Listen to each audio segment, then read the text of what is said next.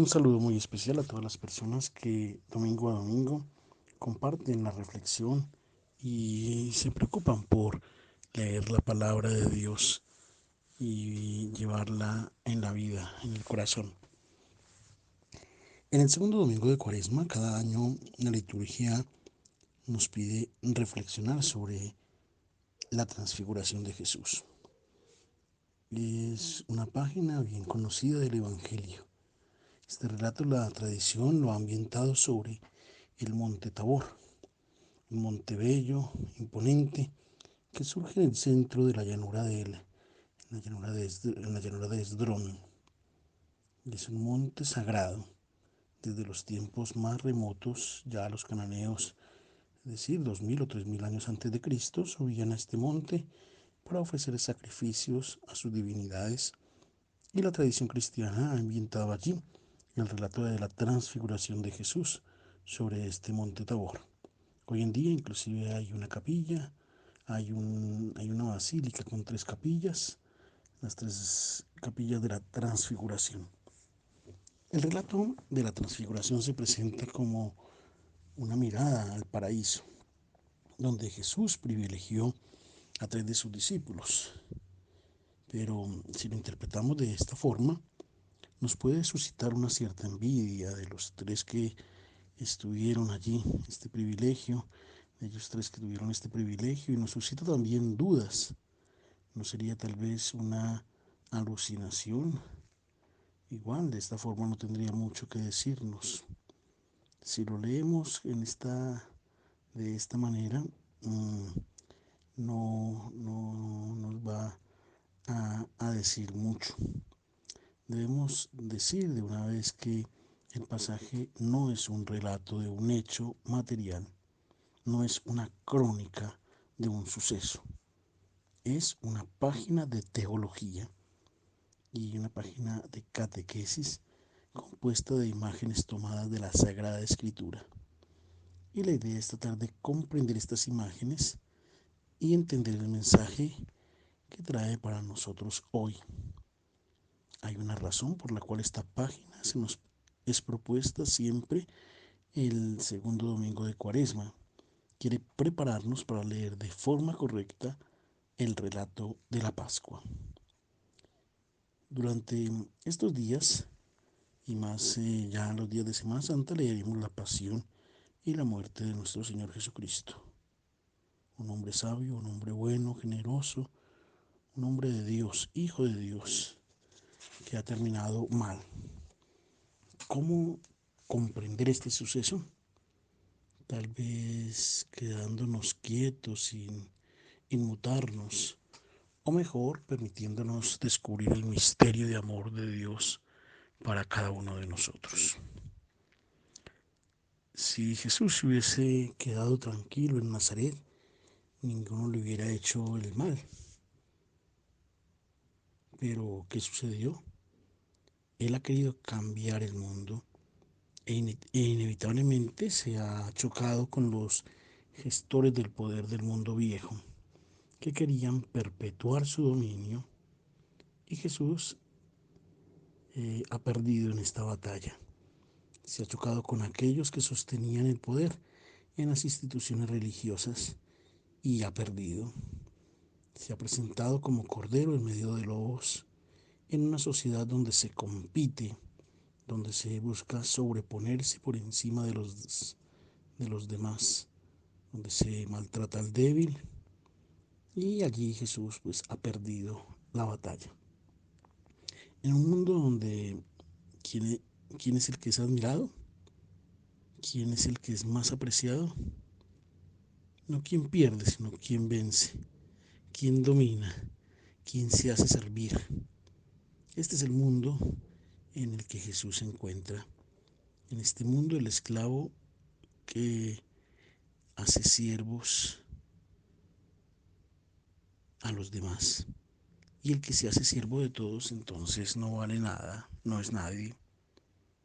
Los primeros, los cristianos, las personas que viven en este mundo, pues piensan así. Y Jesús es entonces un fracasado. Entonces ninguno buscará seguirlo. Pero estando así las cosas, ¿es justo el juicio de los hombres? Sabemos las dificultades que han vivido nuestros hermanos en la fe de las primeras generaciones.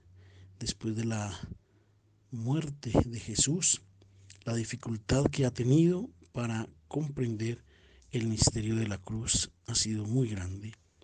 No lo querían como signo. Los primeros cristianos tenían otros símbolos. Era el ancla, el pez, el pelícano, el pavo real, pero no la cruz. La cruz ha llegado a ser un signo, un símbolo cristiano solo hasta el siglo IV, en tiempos de Constantino. Y esto porque la cruz era el símbolo de una muerte, de un fracaso, de una traición incluso. El evangelista Lucas lo ha escrito este relato en tiempos de Domiciano, cuando la cruz era un símbolo de fracaso. Inclusive se pintaba en la cruz a la imagen de un burro y así se burlaban de los cristianos.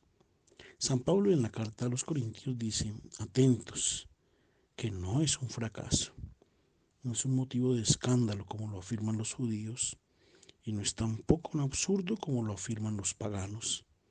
La cruz es signo de una sabiduría que no es de este mundo, donde se valora al que vence, al que domina, al que pasa por encima de los demás. La sabiduría de Dios es lo opuesto. La grandeza está en quien sirve. Para hacer comprender esto a los cristianos de su comunidad y a nosotros hoy, los evangelistas no han hecho razonamientos, cuestiones intelectuales. Los semitas no hacen razonamientos ni cuestiones intelectuales. Ellos componen relatos y es a través de un relato que el evangelista Lucas nos quiere invitar a leer de forma concreta aquello que le ha sucedido a Jesús, para no dejarse seducir por los criterios de los juicios de los hombres. Veamos entonces cómo inicia este relato.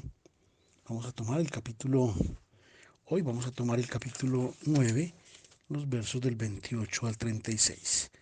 Damos una primera lectura a todo el texto y luego leemos en un segundo momento los versos 28 al 31. 8 días después de estos discursos, así es que comienza el pasaje, 8 días después, en general en los evangelios los episodios están unidos los unos a los otros sin muchas indicaciones de tiempo.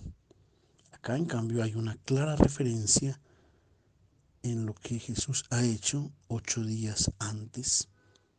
Es la invitación que Lucas nos hace para ir a ver de qué estaba hablando o lo que había dicho Jesús eh, en estos 8 días para comprender lo que ahora nos va a relatar. Jesús había anunciado de forma clara el destino que le esperaba. Había dicho, el Hijo del Hombre debe sufrir mucho, debe ser repudiado, debe ser refutado por los ancianos, los jefes de la sinagoga, los fariseos, por los escribas, los sumos sacerdotes, ser matado. Pero las cosas no terminarán así, porque mi vida donada, concluirá en la gloria de la resurrección. Y después de inmediato, dirigiéndose a todos los presentes, añadió, si alguno quiere la misma decisión, si alguno quiere tomar esta misma decisión de vida que yo he tomado y que yo les propongo, olvídese de sí mismo. Cuando tome la decisión debe pensar no más en su propia persona, sino en la necesidad y en la vida del hermano. Nosotros escuchamos muchas propuestas de vida, lo que nos dicen, gózate la vida, enriquécete, busca ser valioso, el primero, el más importante, encuentra la manera que todos te admiren, la forma de que puedas ser considerado un Dios en este mundo. Y Jesús hace también su propia propuesta. El problema con la propuesta de Jesús es que no hay ninguna verificación. Creemos que Él tiene razón, pero no tenemos pruebas que se puedan o no contradecir. Surge la duda, y si yo lo escucho y al final de pronto me arrepiento por no haberme gozado la vida como todos lo hacen, por no haber pensado en mí mismo, por no haber hecho lo que quiera. Aquí está la fe. No hay pruebas. Todo se juega con la fe, con la confianza en su palabra. Me confío en ti. Y Lucas quiere ayudar a los cristianos de su comunidad y a nosotros hoy a que entender que la propuesta que Jesús hace es la justa para no perder la vida y que hace para convencernos. Nos recuerda el camino espiritual que han hecho los discípulos. Sabemos que cuando Jesús hablaba de estas cosas, ellos se tapaban los oídos y cerraban sus ojos, no querían ver a dónde Jesús iba, querían continuar cultivando sus propios sueños. Algunos le contradecían incluso. No, estas no son sugerencias para ser tenidas en cuenta. Los discípulos tienen varias controversias con Jesús. Ellos esperan a un Mesías guerrero, a un Mesías poderoso, y este Jesús se manifiesta vulnerable, humilde, como un cordero en medio de lobos. ¿Cuáles son los pasos que han dado los discípulos? Bueno, no todos, unos pocos han empezado a comprender antes que los otros que la opción que Jesús proponía era la justa. ¿Y con cuál imagen el evangelista nos relata este camino espiritual que ellos han hecho? Porque el camino que nos sugiere también es el camino que nos sugiere hoy también a nosotros. Sobre todo se han dejado acompañar de Jesús. Sobre el monte se han vuelto compañeros de Jesús. Este es el primer paso para vivir la experiencia espiritual. Se han hecho compañeros de Jesús. Este monte pues no es un monte material, hemos dicho. No es el monte Tabor. Es el mundo de Dios. El lugar donde nos encontramos con Dios. Jesús ha introducido a un grupo de discípulos que han llegado antes que los otros a dejarse penetrar de la luz del cielo, de la forma de pensar de Dios. Se han alejado de la llanura y han subido a lo alto, al lugar del encuentro con Dios. La llanura es el lugar donde viven todos, donde todos somos iguales, donde todos pensamos igual. Todos pensamos según el criterio y los juicios y la escala de valores de este mundo. Concretamente, en la llanura el hombre es medido por las cuentas bancarias, la marca del carro, el puesto que tiene, el protagonismo en los medios de comunicación, el lugar que ocupa en la sociedad. Y según estos criterios, ¿qué tanto vale Jesús? No vale nada. Según los criterios del mundo y según estos criterios, Él es un fracasado. No tiene dinero, ni casas, ni bienes. A los ojos del mundo no es nadie. Mientras permanece en la llanura de Jesús es valorado así.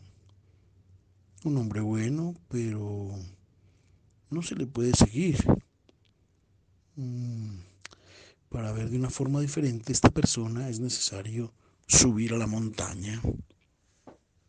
Y después, ¿qué sucede? Allí sobre la montaña hay una oración. Hemos sentido desde el inicio cómo Jesús ha subido a orar. Solo Lucas dice la razón por la cual Jesús ha subido a la montaña. Y será durante la oración que incluso estos tres discípulos comenzarán a ver un cambio en el aspecto del rostro de Jesús. Mientras oraba, el aspecto de su rostro cambió. ¿De qué se trata este cambio en el rostro de Jesús?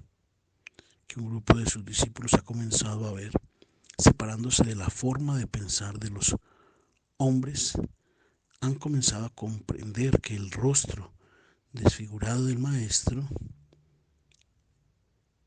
de, de este rostro que no es importante a los ojos de todos, cambiaba, era diferente. El rostro del fracasado se volvía el rostro del vencedor, resplandecía, porque ahora entraban en la forma de ver de Dios. Aquel rostro sobre el monte cambia todos los juicios, todo es diferente. Si queremos sintonizar nuestros pensamientos con los pensamientos de Dios, es necesario fomentar estos momentos de oración que significan intimidad con Cristo en el silencio. Es imposible quedar envueltos en los pensamientos de Dios cuando estamos sumergidos en confusiones, ruidos, celular, preocupaciones, vanidades, superficialidades propuestas por este mundo. No es posible en medio de estas cosas entrar a saber juzgar la vida de acuerdo con Dios. Y es entonces aquí que se da la invitación a acercarnos a Cristo, como lo han hecho aquellos 3 discípulos, y tomar en las manos el Evangelio, comenzar a reflexionar, formarnos un criterio de juicio, no según los hombres, que nos llevarían lejanos de una opción de vida resucitada. Y entonces, ¿quién se da cuenta que el rostro de los hombres que no se asemejan a Jesús de Nazaret son rostros feos, causan miedo? Los rostros de las personas que no se parecen a Dios son rostros que reflejan competencia, buscan pasar por encima de otros y no servir a los demás. No son rostros humanos, es como el de las bestias que destruyen a los más débiles. Esta es la vida de la competencia de nuestro mundo, donde vale quien logra vencer. Jesús nos ha hecho su propuesta y este rostro nosotros lo vemos diferente. Solo si entramos en la mirada de Dios, en la mirada que Dios tiene respecto de la resurrección de una vida. Y su vestido se volvió resplandeciente. El vestido en el simbolismo bíblico simboliza todo aquello que nosotros vemos en una persona. Esto es, sus acciones, su forma de ser, su testimonio de vida, la manera de presentarse. Y aquí hay un vestido blanco, signo de la luz. Es la luz de Dios, la luz del amor, que ha surgido en plenitud de la persona de Jesús y es la luz que debemos reflejar en testimonio nosotros. Nosotros la acogemos a esta luz, que es la vida del Espíritu, que debe también brillar en nosotros. Y de hecho dice el Evangelio, ustedes son la luz del mundo. Resplandezca su luz delante de los hombres, que vean sus buenas obras, sus obras bellas. El vestido en la llanura, ¿cuál era el vestido de Jesús? No un vestido muy apreciado, era el uniforme del esclavo. Jesús se ha hecho esclavo y nadie lo ha tenido en cuenta en la sociedad. En aquella sociedad grecorromana, el esclavo era despreciado, no era el ideal del hombre. Ahora este uniforme es el vestido real, según Dios y según sus juicios. Y los discípulos, algunos de ellos, comienzan a percibirlo, van entendiendo, van vislumbrando la imagen de Dios. Y después aparecen 2 hombres, Moisés y Elías, 2 personajes que encontramos en el Antiguo Testamento. Son 2 que han subido a la montaña para ver la gloria de Dios. Tal vez querían ver el rostro de Dios y la tradición y la forma de entender a Dios eh, les decía, tú no puedes ver mi rostro, verás mi espalda. El hombre no puede ver el rostro de Dios. Esto es Moisés, pero ve por dónde Dios ha pasado. Entonces ve su gloria, porque donde Dios pasa deja el signo de su amor. Él había subido al monte para ver el rostro de Dios. Él lo, lo imaginaba como el Dios que se veía en las potentes fuerzas de la naturaleza. Esto es Elías, que lo veía en el terremoto, que quería verlo en una ráfaga. La voz de Dios, en cambio, se reveló en el silencio de un viento ligero. No habían visto al verdadero rostro de Dios, no podían. Era inadmisible ver el rostro de Dios. Los dos fueron arrebatados eh, de Moisés. Se nos cuenta, y nos lo cuenta no la tradición bíblica, sino más bien Flavio Josefo, que vio el rostro de Dios y que después fue arrebatado. Y de Elías sí nos cuenta el segundo libro de los Reyes cómo fue arrebatado al cielo y que ahora está presente en el monte, porque ahora ellos están presentes en el monte, deben dar testimonio que el hombre resucitado según Dios es Jesús. Moisés había dicho, el Señor un día enviará a ustedes un profeta como yo, y quien no lo escuche será expulsado fuera del pueblo. Elías debía volver para anunciar la llegada del Mesías, debía presentárnoslo en su venida. Aquí están entonces los dos testimonios que el Mesías de Dios es Jesús de Nazaret. Y aquí los dos representan a todos los libros sagrados de Israel. Moisés, la Torá, Elías, todos los escritos de los profetas que dan testimonio. Son ellos que representan la revelación del Señor, testigos que Jesús es el verdadero Hijo de Dios. ¿De qué hablan? De su éxodo, éxodo que Jesús llevaría a cumplimiento en Jerusalén. Significa que la Escritura, Moisés y Elías, la ley y los profetas, confirman lo que Jesús ha anunciado, que debía sufrir mucho, ser matado.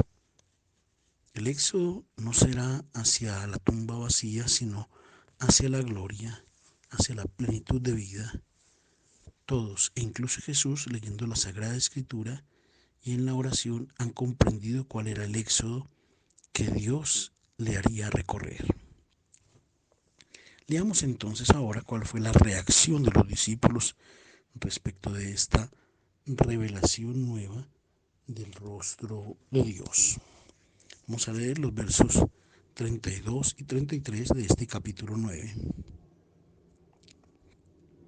A este punto comprendemos lo que Lucas nos quiere decir, relatándonos la experiencia espiritual de estos tres discípulos de Jesús. Quiere decirnos, si tú no haces personalmente la experiencia de la transfiguración de Jesús, tú no llegas a ser su discípulo. Si tú no logras ver el rostro glorioso de Cristo en el rostro del crucificado que dona la vida por amor, tú no podrás adherirte a hacer una opción por Él.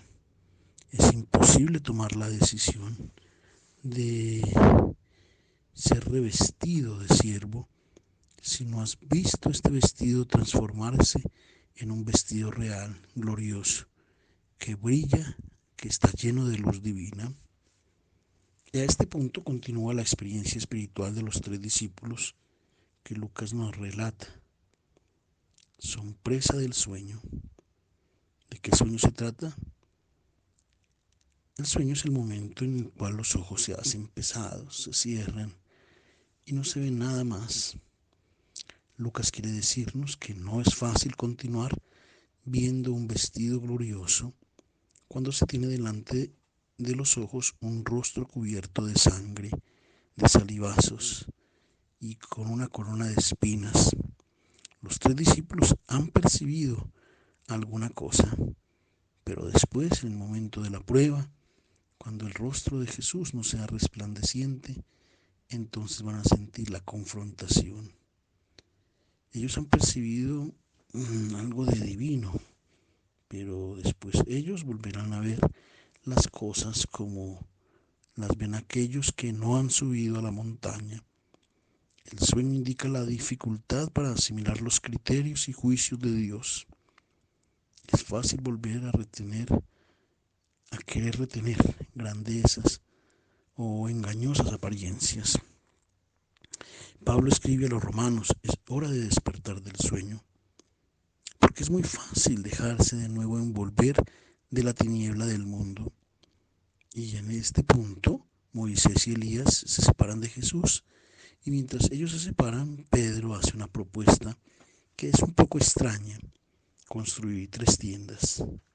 El significado de esta imagen no es fácil, no se puede determinar con mucha precisión, pero ciertamente se refiere a la experiencia del Éxodo, porque del Éxodo de Jesús se está hablando, y también de un Éxodo que, para seguirlo a él, propuesto por los discípulos. Construir 3 tiendas. Quien construye una tienda quiere decir que quiere detenerse, quedarse ahí. No se construye una tienda para después partir. Pedro quiere quedarse, ha comprendido lo que Jesús propone y debería seguirlo. Está tentado de detenerse. Nuestra propia experiencia espiritual nos ayuda a comprender. Cuando escuchamos el Evangelio y como hemos sido creados buenos, inmediatamente escuchamos una voz que nos dice: es así, este es el camino, haz lo que Jesús te dice, has comprendido la vida. Y quisiéramos entonces detenernos al haber comprendido, pero no es suficiente, es necesario movernos, traducir con las necesidades de la vida esta experiencia espiritual. Es necesario llevarla a los hechos. Nosotros nos echamos para atrás cuando superamos las pruebas porque damos a nuestros hermanos, o las cosas de nuestros hermanos nos llenan de miedos. Pero es importante reconocer que todavía nuestra vida no se desarrolla en la vivencia de una palabra, que todavía estamos lejos de Dios, que todavía necesitamos recorrer camino. La resurrección sueña es un signo del Señor y nos llevará a veces a replegarnos sobre nosotros mismos. Pero no se trata de esto, no se trata de un estéril intimismo espiritual, sino que se trata de abrir el espíritu, el encuentro con el hermano. La experiencia pascual puede llevarnos a querernos detenernos en algo muy bonito y especial, pero no, es necesario volver a la llanura, bajar de la montaña e ir al encuentro del hermano. También es necesario que vean en nosotros un traje nuevo, también resplandeciente. Jesús nos lleva a lo alto del monte para luego volver transformados en medio de nuestros hermanos. Y ahora la conclusión del relato, con la voz del cielo que sugiere a los 3 discípulos y a nosotros qué es lo que debemos hacer. Vamos entonces a leer los últimos versos del 34 al 36. Lucas introduce ahora una nueva imagen bíblica en su relato, la imagen de la nube, que aparece frecuentemente en el Antiguo Testamento, sobre todo en el libro del Éxodo. Es la imagen de la presencia de Dios. Dios raramente es presentado como el sol, muchas veces en cambio como una sombra, como una nube. El pueblo de Israel sentía la presencia, la protección de su Dios en la imagen de la sombra, en la imagen de la nube. Él ha caminado en el desierto. Allí el sol se vuelve fastidioso y el pueblo siente sed, siente necesidad, se agota fácilmente. Este pueblo se siente protegido por la sombra y por la nube. En una imagen Moisés subió a la montaña y esta montaña queda cubierta por la nube porque en ella está presente Dios. Y hablará a Moisés, y también cuando fue construida la tienda del encuentro de Moisés con el Señor, esta tienda era cubierta por la nube. Donde quiera que esté esta nube es el signo de que se ha envuelto el lugar de la presencia de Dios. Y es lo que ha sucedido. Los discípulos han sido introducidos en esta experiencia espiritual y han comprendido cuál éxodo ha realizado su maestro. Y de esta nube sale entonces una voz. Los discípulos se llenan de temor cuando se han dado cuenta del camino que Jesús les propone. La voz les dice: este es mi Hijo, el elegido, escúchenlo. Es la misma voz que se ha escuchado en el día del bautismo, pero aquí hay un añadido: escúchenlo. Allá era, en el día del bautismo, era mostrado solamente como el Hijo, el elegido, aquel que reproduce perfectamente el rostro del Padre. Aquí hay una sugerencia: síganlo a Él, escúchenlo a Él. Es la interpretación de Dios sobre todo aquello que le sucederá a Jesús. Para los hombres será el fracasado, pero para el Padre es la imagen del Hijo de Dios. Él es el auténtico, Él es el elegido, Él es el siervo fiel en el cual Él se complace. Escúchenlo a Él. Aunque parecerá que les invite a andar caminos muy difíciles, caminos angostos, opciones radicales, escúchenlo. Y para concluir, hay un reclamo a los 8 días. ¿Qué podemos decir? El evangelista Marcos, por ejemplo, en el texto que es paralelo, habla de 6 días. Volvemos nosotros aquí en Lucas a decir que son 8 días.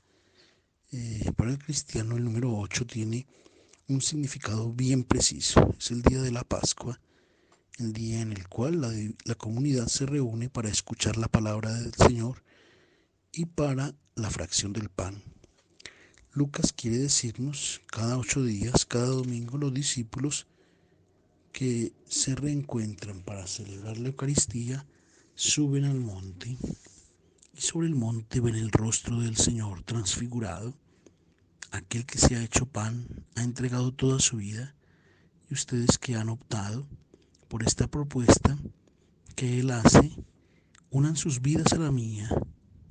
Y la voz del cielo nos dice: si quieren darle sentido a su existencia, si quieren ser llamados de verdad hijos del Padre del cielo, escúchenlo a Él.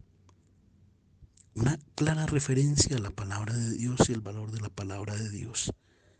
Hace 8 días, con las tentaciones, Jesús respondía con la palabra de Dios. En medio de las dificultades, de nuestras limitaciones y las fragilidades, el Señor nos invitaba a tener en cuenta la palabra de Dios en los momentos difíciles. Y ahora, esta escena de la transfiguración, que es una imagen de la Pascua, una imagen del sentido de nuestra fiesta, de nuestra alegría, también nos invita a escucharlo, a conocer la palabra de Dios, a profundizarla y a vivirla. Con esta invitación pascual de transfigurar la vida y de escuchar la palabra de Dios, continuemos nuestro camino en esta preparación que hacemos para vivir de la mejor manera la Pascua de los cristianos. Un feliz domingo para todos.